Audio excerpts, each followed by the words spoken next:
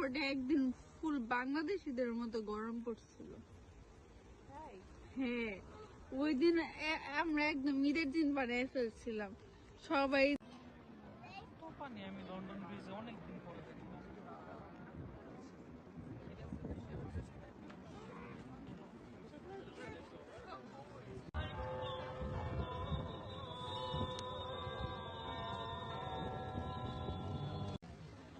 This is popular.